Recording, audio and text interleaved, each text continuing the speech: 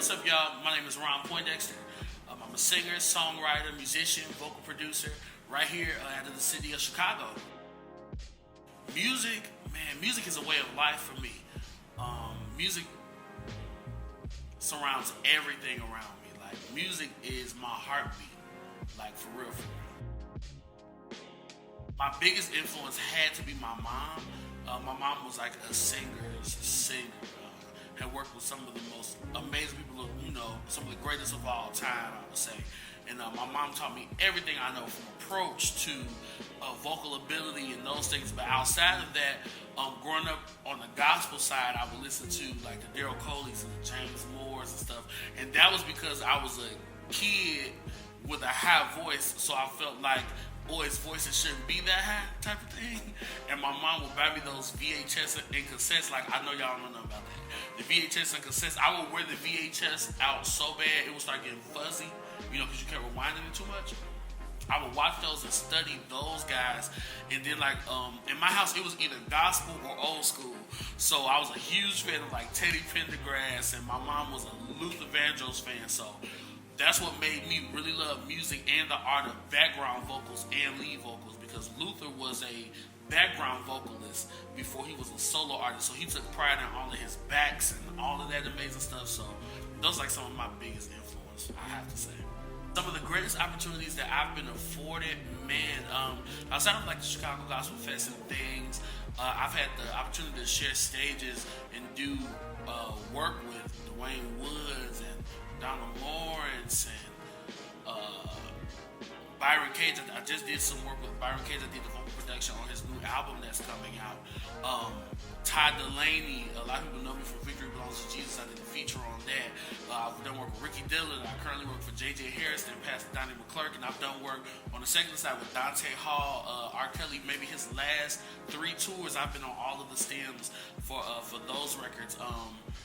I got a chance to do some work with Dolly Parton one time. This has been like an amazing ride with some amazing individuals that I've learned so much from. The Chicago music scene will groom you, okay? The Chicago music scene will groom you, the good, the bad, the ugly. Like, we are a city of musical giants, from musicians to singers to just everything. You can see anybody from here on any of the major stages and platforms, tours across this world, and they're usually based from right here at home. Like, our city has such a rich culture in music, period, that it's like you can't be here and it don't rub off on you. Like, even like our churches, like, we have musical pastors. They were former musicians or ministers in music or whatever. So they take pride in their music ministry. So even if you sing in a choir, you got to be cold. If you lead praise and worship, you got to be cold. If you play a musician for a broadcast, we have broadcasts in Chicago. Like broadcast is like a live recording. Like, it's session time. You got to be cold. Like, this place here, like Chicago, will groom you for whatever's next, especially in music. The Chicago gospel scene will provide opportunity. Like, if you're great at what you do, if you've proven yourself, the Chicago gospel scene will provide opportunities to either, work with some people, do backs, or even like we have a lot of choirs, and not as much as they used to back in the day, but like even if you get into like a solid choir here, like my first choir I ever was a part of was Joshua's Troop. So Joshua's Troop, is a very, very popular choir, across the country. And that exposed me to traveling, to seeing what tours and things look like, even just on a choir side. Like, we traveled a whole lot. My first year being a member of the Gray Boy Camp, my whole summer I was going every weekend. Like, my family and stuff, we were traveling and stuff, but not to that extent. To where, like, we were going every week to a different city, to sold out shows. So, like, I'm like, oh my God, this is crazy. So when you kind of get, like, kind of infiltrated in different things in the city, it'll expose you to some great things. Hymns are important to me because I feel like they will always be the sound of the church. Like, hymns will forever be the standard. I love contemporary gospel music. I sing it myself. I write it myself. I love all of it.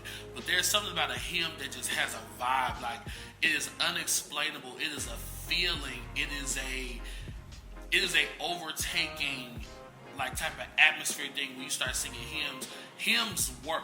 That's my phrase. Like people know me. If they say anything about hymns, they be like, Ron gonna say hymns work. They work. No matter what you sing, you can sing the best top 10 songs on Billboard right now. You can sing your favorite song that you've written, and then it's great. But then when you hit a hymn, it's like the whole room goes down. Like hymns are so important, and I feel like we should never let hymns die. Like hymns should never die. Like those, even though the hymnals made, like we're not using the books and stuff no more, and having them in our churches not as much, but the hymns of the church will ever be the staple of gospel music.